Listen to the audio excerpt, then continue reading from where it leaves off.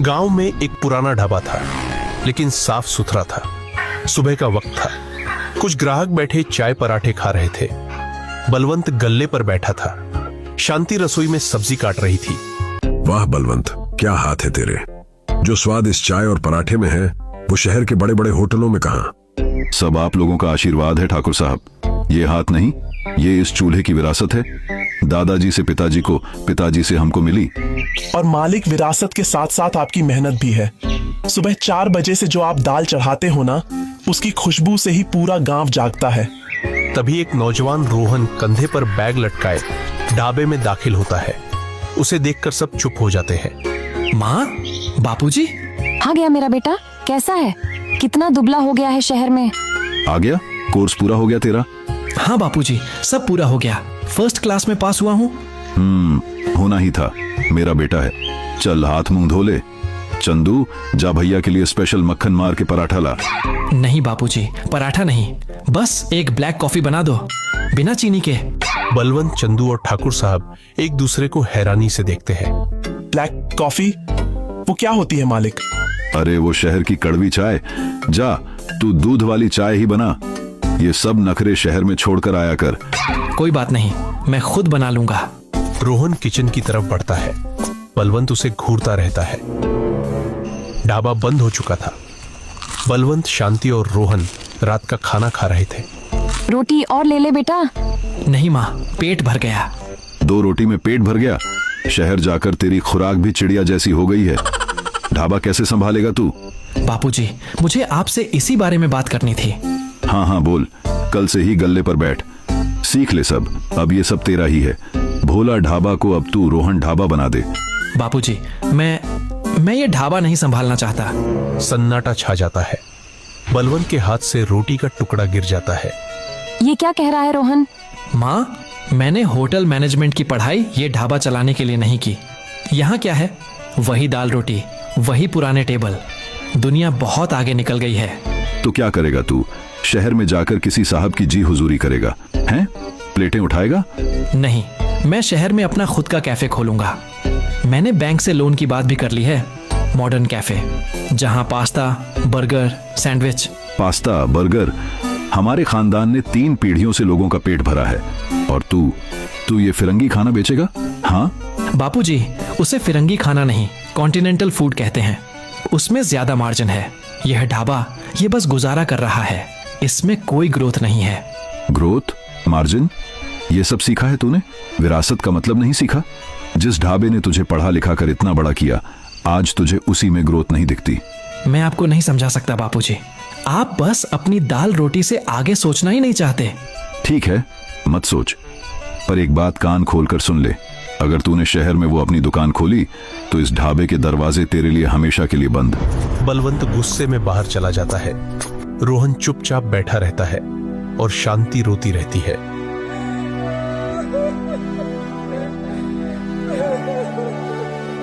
माहौल में तनाव था।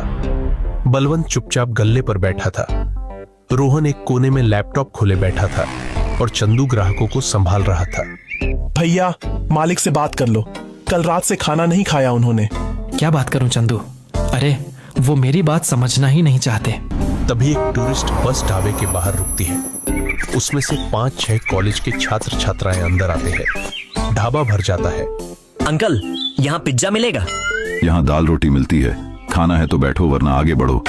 यार कितना रोड है, चलो यार कहीं और चलते हैं। आधे लोग उठकर जाने लगते हैं। रोहन ये देख रहा था। वो फौरन उठता है। रुकिए, प्लीज बैठिए। पिज्जा तो नहीं, पर हमारे पास कुछ ऐसा है जो आपको पिज्जा से भी अच्छा लगेगा। सब रुक जाते हैं। बलवंत हैरानी से रोहन को देखता है। चंदू, सबको पानी दो। माँ, जल्दी से आटा और मैदा निकालो। अरे ये क्या कर रहा है तू? बाबूजी, बस 15 मिनट, आज आप बस देखो। रोहन तेजी से काम करने लगता है। वो पराठे का आटा लेता है, उसमें सब्जियां, पनीर और कुछ मसाले मिलाता है। वो तवे पर तेल की जगह मक्खन का इस्तेमाल करता है। चंदू, हरी चटनी और दही ले आ। प्लेटें साफ कर। 10 मिनट बाद रोहन प्लेटों में पराठे को पिज्जा की तरह तिकोना काटकर ऊपर से पनीर घिसकर और मक्खन डालकर लाता है। यह है देसी पिज्जा, ट्राई कीजिए। ओह माय गॉड, ये तो कमाल है। सारे स्टूडेंट्स टूट पड़ते हैं। ये तो किसी पिज्जा से लाख गुना बेहतर है। भैया 4 और लाना। बलवंत दूर खड़ा ये सब देख रहा था। उसकी आंखों में गुस्सा नहीं, हैरानी थी। आधे घंटे में सारे स्टूडेंट्स खा पीकर रोहन की तारीफ करते हुए पैसे देते हैं और चले जाते हैं। गल्ले पर नोटों का ढेर लग जाता है। मालिक, आज तो 1 घंटे में पूरे दिन की कमाई हो गई। रोहन भैया मान गए आपको। रोहन अपने बाबूजी की तरफ देखता है, जो अभी भी चुप थे। ढाबा बंद था। शांति और रोहन हिसाब मिला रहे थे। बलवंत चुपचाप बैठा था। रोहन, आज तो तूने कमाल कर दिया। वही पराठा, बस अंदाज नया। देखा माँ, यही मैं बापूजी को समझाना चाहता हूँ। चीज वही रहे, बस उसे परोसने का तरीका बदलना होगा। बापूजी, हमें अपने ढाबे को बदलना होगा। क्या बदलना होगा? ये लकड़ी की बेंच हटाकर सोफे लगाने होंगे, दीवारों पर नया पेंट, किचन में थोड़ी सफाई और एक कार्ड मशीन लगानी होगी। सफाई? मतलब हम गंदा खाना खिलाते हैं? और ये लकड़ी के बेंच मेरे दादाजी ने बनवाए थे। इन पर बैठकर तेरे दादाजी ने खाना खाया है और तू इन्हें उखाड़ फेंकना चाहता है। बापूजी, आप बात को कहाँ ले जा रहे हैं? तू ले जा रहा है। तुझे मेरी दाल रोटी, मेरी बेंच, मेरी विरासत सब पुराने लगते हैं। इस सब में ग्रोथ नहीं दिखती। हाँ, नहीं दिखती, क्योंकि आप वक्त के साथ बदलना ही नहीं चाहते। आप बस इस ढाबे से चिपके रहना चाहते हैं, भले ही यह कल को बंद हो जाए। चुप हो जा। शांति और चंदू जो कोने में खड़े थे चौंक जाते हैं और गहरा सन्नाटा पसर जाता है। ये ढाबा बंद होगा। ये ढाबा मेरी जिंदगी है। निकल जा मेरी नजरों से। जा, खोल ले अपना वो पास्ता बर्गर का ठेला। रोहन गाल पकड़े अपने पिता को देखता है। उनकी आंखों में आंसू थे। आप सही कह रहे हैं, मुझे चले ही जाना चाहिए। रोहन अपना लैपटॉप उठाता है और तेजी से बाहर निकल जाता है। अजी, सुनते हो? रोहन, रुक जा बेटा।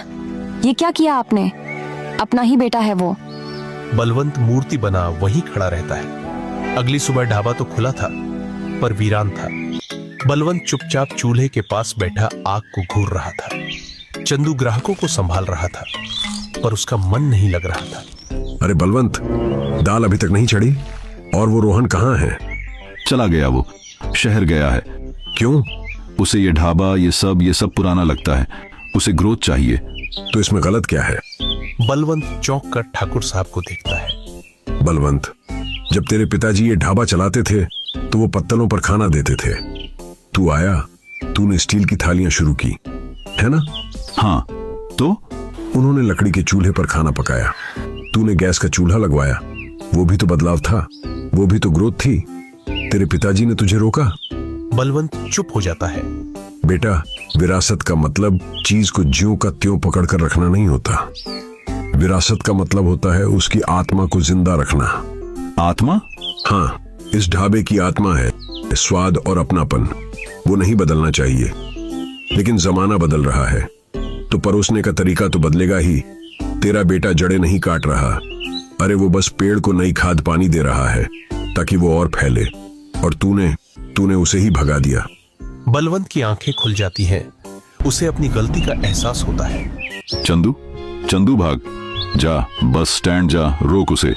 रोहन अपना बैग लिए बस का इंतजार कर रहा है। बस आ गई और वह जैसे ही चढ़ने लगता है, पीछे से बलवंत की आवाज आती है। रुक जा रोहन, रुक जा। रोहन मुड़कर देखता है। बलवंत उसके पास आता है। बापूजी, आप? वो जो तू कह रहा था ना, कार्ड मशीन, वो कहाँ मिलेगी?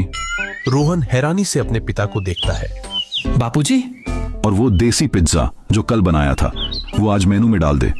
रोहन की आंखों में आंसू आ जाते हैं। वो अपने पिता के गले लग जाता है। बापूजी, मुझे माफ कर दो बापूजी। पगलेट, बाप से कोई माफी मांगता है? चल ढाबे पे, बहुत काम है। ढाबा बदल गया था। लकड़ी के बेंच अभी भी है, पर उन पर गद्दे लग गए थे। दीवारों पर ताजा पेंट और गांव की तस्वीरें थी। एक कोने में नए सोफे थे। गल्ले पर एक कार्ड मशीन रखी थी। रोहन अब गल्ले पर था और लैपटॉप पर हिसाब देख रहा था। बलवंत किचन में था, लेकिन अब उसने साफ एप्रिन पहना था। रोहन भैया, 2 देसी पिज्जा और एक स्पेशल भोला दाल तड़का, टेबल नंबर 4 पे। जी चंदू काका। बापूजी, ऑर्डर आ रहा है। ठाकुर साहब बैठे थे। रोहन उनके पास आता है। और कुछ लेंगे ठाकुर साहब? कैपेचिनो ट्राई करेंगे। अरे नहीं बेटा, हम तो अपनी वही बलवंत के हाथ की अदरक वाली चाय पियेंगे। तभी बलवंत एक ट्रे लेकर आता है। उसमें चाय रखी थी और एक कप में कैपुचिनो थी जिस पर क्रीम से स्माइली बनी थी। ये ले तेरी वो शहर वाली कड़वी चाय, पी के देख, तेरे बापू ने बनाई है। रोहन मुस्कुराता है और कप उठा लेता है। बलवंत और ठाकुर साहब चाय पीते हैं और इस तरह गांव का ढाबा और उसकी विरासत बरकरार रहती है।